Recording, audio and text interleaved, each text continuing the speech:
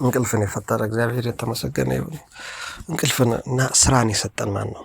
ስራም እንቅልፍም አስፈላጊ ነገሮች ናቸውና ልክ ስነቃ ትዝ አለኝ እየሰራን ነው ምንኖር ያለነው በትክክልስ እንቅልፍ እንተኛለን የሚለውን ነገር በጠዋቱ አሰብኩትና ምንድነው ጥቂት ደቂቃ ስለ እንቅልፍና ስለ ስራ አስፈላጊነት እማልነግራችሁ ብዬ አሰብኩ። እንቅልፍ በጣም መሰረታዊ ነገር ነው፣ ያስፈልገናል።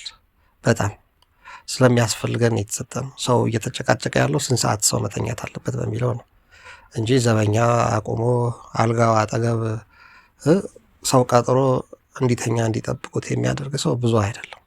ተኝተን የሚጠብቀን ከኛ አቅም ውጭ ያለ ኃይል አለ።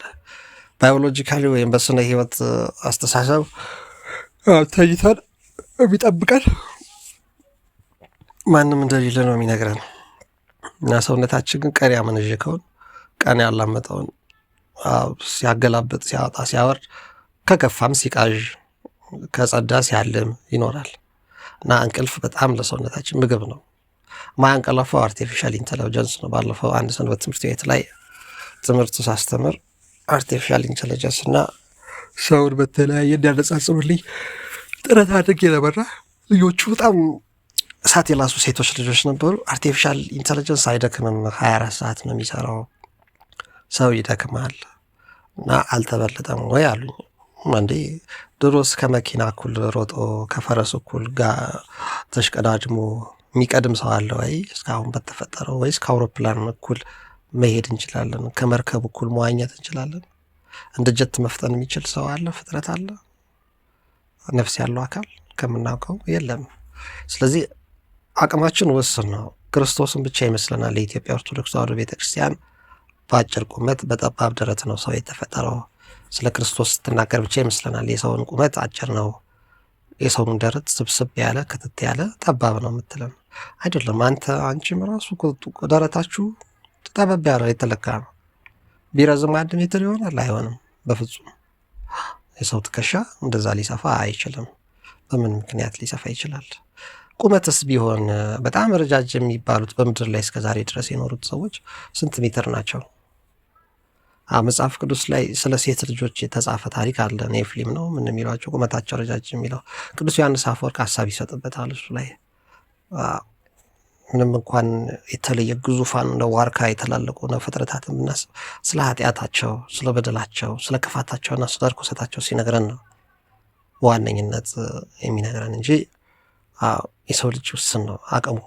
ያ ማለት መተኛት ግዴታ ያስፈልገዋል። ለመታደስ የሚፈልግ ከሆነ አልተኛም ቢል ይወድቃል።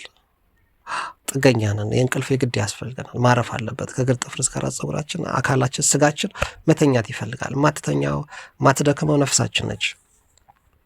ነፍሳችን በስጋ ውስጥ እየኖረች ስለሆነ ስጋችን ሲደክም አታስጨንቀውም። አይምሯችንን በማሰብ እየለፈለፈች በቅዠት ካልሆነ በስተቀር ወይም በማንኮራፋት ካልሆነ በስተቀር ነፍሳችን ስጋችንን አታስጨንቀውም።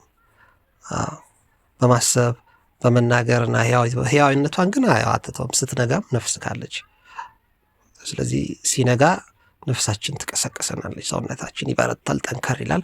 ዞሮ ዞሮ ምን ለማለት እንቅልፍ ምግባችን ነው። እንደ ዳቦ፣ እንደ ውሃ፣ እንደ ንጹህ ምግብ የሚያስፈልገን ነገር ነው እንቅልፍ።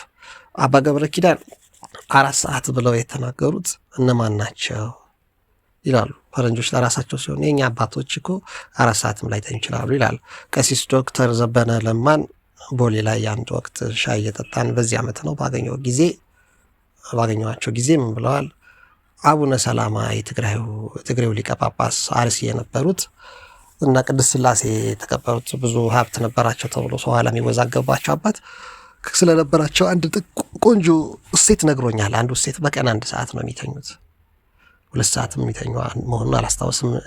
እኔ የተወለድኩበት አካባቢ ሰው ነበሩ፣ በደንብ አውቃቸዋለሁ የሚል ሀሳብ ሰጥቶኛልና ከእንቅልፍ ጋር በተያያዘ ማለት ነው።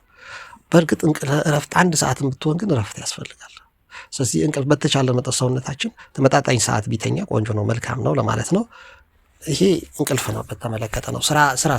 ስራ ደግሞ መስራት አለብን። ሰውነታችን መንቀሳቀስ አለበት። ስራ መስራት አለብን።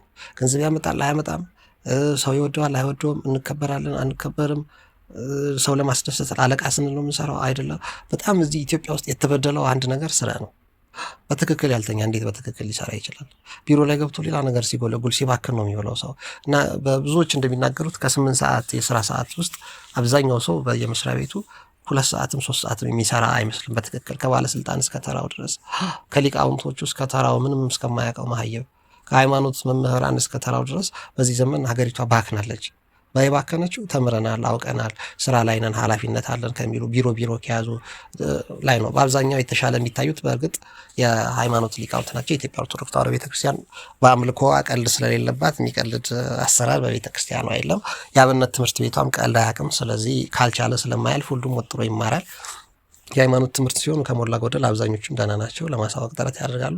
ስራቸውን ግን አሁን ፌዝና ቀልድ ቧልትና ተራ ነገር በስቷልና ለስራ የሚያነቃቃ ነገር አይደለም። ይሄ ስለ እንቅልፍ ያለን ግንዛቤ የተምታታ ከመሆኑ የተነሳ ስለ ስራችንም ጤነኞች አይደለንም እና ሰው ለማስደሰት አይደለም፣ ስራ ስለሆነ ነው መስራት ያለብን። ባርኮ የሰጠን እግዚአብሔር ነው።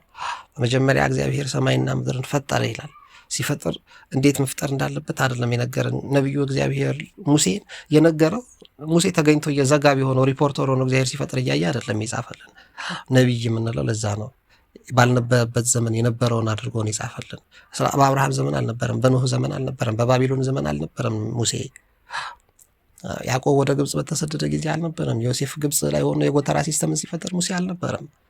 ሁሉ ታሪኮችን የጥፋት ውሃን የዘገበልን፣ የአብርሃምን የቃል ኪዳን የዘገበልን፣ የአቤልና ቃየል መገዳደል ወደኋላ ተስቦ የዘገበልን ሙሴ እግዚአብሔር ሀሳብ እየቃዠን እንዳንኖር እውቀት ስንናፍቅ መነሻውን እውቀት ሊሰጠን ስለፈለገ ነው። ይወደናል፣ ያከብረናል ማለት እኮ በመጀመሪያ ማን ሰማይና ምድር እንደፈጠረ፣ ለምን እንደፈጠረ፣ ሰውን አዳምና ሔዋን አድርጎ ሴትና ወንድ አድርጎ መጀመሪያ ምኞቱ፣ ሀሳቡ፣ የእግዚአብሔር እቅዱ ምን እንደነበረ፣ የዘላለም ሕይወት ሊሰጠን ሊያስደስተን እንደነበር ስራን በአግባቡን ከዛ የመጀመሪያ ቀን ቀንም ሆነ ምሽት ሆነ ሌሊት ሆነ አንደኛ ቀን ይላል፣ በሁለተኛ ቀን ጠፈርን ፈጠረ፣ በሶስተኛው ቀን እያለ ፍጥረታትን ውሃዎችን ባህሮችን ከፋፈለ፣ በአራተኛ ቀን ፀሐይ፣ ጨረቃ፣ ከዋክብት የመሳሰሉ፣ አምስተኛ ቀን እያለ በእጽዋትን አትክልትን በባህር የሚንቀሳቀሱ የሚኖሩ ነፍሳት በአየር፣ በስድስተኛው ቀን ሰውንና በምድር ላይ ያሉ እጽዋትን ፈጠረ ይለናል።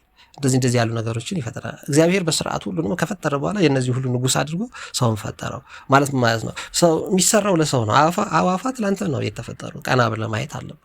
ባህሩ፣ ወንዙ፣ የመንገድ ዳር ልማት፣ የወንዝ ዳር ልማት ሲባል ማልጠለም ለምንድን ነው? ሌላ ነው የሚሰራ ያለው። ይሄ ደግሞ መጀመሪያ የፈጠራቸው እግዚአብሔር ነው። የገነትም ወንዝ የሚያጠጡ 4 ወንዞች ነበሩ ብሎ ነው ኦሪት ዘፍጥረት የሚጀምረው አይደል? አንድ የመጀመሪያው ስሙ ኤፍራጥስና ጊዮን አለ። ከዛ ኤፍራጥስና ጤግሮስ የሚባሉ አሉ በኢራቅና ኢራን አካባቢ የሚፈሱት። ከዛ በኋላ የገነትን የሚያጠጣው ሌላው ረጅሙ አባይ ናይል የምንለው ነው። አባይ ነው። እንግዲህ የአባይን እግዚአብሔር ይሄን ሁሉ ሲፈጠር ስራ እንዴት መሰራት እንዳለበት መጨረሻ ላይ የነዚህ ሁሉ ንጉስ፣ የነዚህ ሁሉ አባት፣ የነዚህ ሁሉ ጌታ አድርጎ ያበጃው ይጠብቀው ዘንድ ህይወት የሰጠውን የሰው ልጅ ሴቱና ወንድ አድርጎ የሰራቸው ከመጀመሪያ ብዙ ሴት ብዙ ወንድ አይደለም የፈጠረው፣ አንድ ሴት ሔዋንን አንድ ወንድ አዳምን ነው የፈጠረው። ይበቃል በቃ ላተፈጠረው አካላችን፣ ለስሜታችን፣ ለደስታችን፣ ለፍቅራችን፣ ዘር ለመተካታችን ተመችቶን ተደጋግፈን እንድንኖር አንድ ሴት አንድ ወንድ ይበቃል። ከመጀመሪያ እንደዚህ የነበረው ሙሴ ኋላ ላይ ያጠፋው ጥፋት አለ እና በጋብቻ ዙሪያ ላይ ዞሮ ሴት እንደዚህ ነው ወንድ መጋባት ያለበት። ስለዚህ ስራን ያስተማረን ማን ነው? እግዚአብሔር ነው። እና ለምንድን ነው ስራ የምንቀልደው? እግዚአብሔር በአግባቡ ስራ ሰርቷል፣ ሰው እንዲጠቀምበት። እኛ ማን እንዲጠቀም ነው መኪና የምንነዳው? ማን እንዲጠቀም ነው መስሪያ ቤት ውስጥ ኃላፊነት ተቀብለን የምንሰራው? ለማን ነው ምግብ ቤት ከፍተን የምንሰራው? ለማን ነው የሐኪም ቤት የከፈት ነው? ለማን ነው ግብርና ላይ እህል የምንዘራው ምርት የምናመርተው? ለማን ነው የምንነግደው? ለምንድን ነው ወታደር የሆነው? ለማን ጥቅም ነው? ይሄን ወንድም እህቶች ማሰብ አለብን። በያለንበት ሀገሮች ስራን ባርኮ የሰጠን እግዚአብሔር ነው። ምንም ይሁን ስራ ይባርክልሃል እግዚአብሔር፣ ለሰው ጥቅም እስከሆነ ድረስ፣ ለራስ ጥቅም እስከሆነ ድረስ። ግን ለራስ ተስገብግበህ ብትል አይባርክልህም። ምክንያቱም እግዚአብሔር ለሰው ጥቅም ነው ስራን ባርኮ የሰጠው፣ መንግስት አይደለም ባርኮ የሰጠው። የድርጅት ፈጣሪዎች የድርጅት ባለቤቶች አይደሉም ስራን ባርከው የሰጡ። መስራት እንዳለበት ስራ ሰርተን መኖር እንዳለብን ቅዱስ መጽሐፍ ሊሰራ የማይወድ አይብላ ይላል። መስራት የማይችል አይብላ አይደለም ያለው። መስራት የማይችልማ እንዴት ይሰራል? ታሟል ወይ ችግር አለበት፣ የጤና ብዙ ችግር ይኖርበታል። መስራት የማይችል ሳይሆን ሊሰራ የማይወድ አይብላ። ስለዚህ ሊሰራ በቃ መስራት ይቻላል። አቅሙ እያለ ጤናው እያለ ጉልበት እያለ ተቀጥረ ደሞዝ እየተከፈለ ብዙ ነገር ተመድቦል ብዙ በረከቶችና ሴቶች ፊት ላይ ኖረው መስራት ካልወደድክ አለመብላት ነው ያለበት። ሲሞረሙርህ ሳትወድ በግድ ትበላለህ። አንዴ ልክ ነው። ሆዳችንን ቋጥሮ እዚህ ላይ የፈጠረልን በቃ ቢያንስ ለሆድ ስንል እንድንሰራ ነው፣ ለመብላት ስንል ማለት ነው ቢያንስ። ግን ለመብላት የማንኖረው ፍጡሮች ነን እኛ፣ ከሆድ የዘለልን እንስሶች አይደለንም። እንደ ክብራችንማ ቢሆን ከመላእክት ሁሉ እንበልጣለን መሰለኝ። ወስኖ ገድቦ ፈጠረን እንጂ አፈጣጠራችን እኮ ከመላእክት ሁሉ ይበልጣል። አዎ ልዩ ልዩ በሆነ እንግዳ ትምህርት አትወሰዱ፣ ልባችሁ በጸጋ ቢጸና መልካም ነው እንጂ በመብል አይደለም፣ በዚህ የሚሰሩበት አልተጠቀሙም ይላል ቅዱስ ጳውሎስ ሐዋርያው። እና ወንድም እህቶቼ እንቅልፍም ያስፈልጋል፣ ስራም ያስፈልጋል። እና ይመቻችሁ፣ አትጥፉ፣ ሀሳብ አስተያየት ስጡ፣ ሰብስክራይብ አድርጉ። ደግሞ እንዲህ ምንድን ነው በጠዋቱ ታናዱ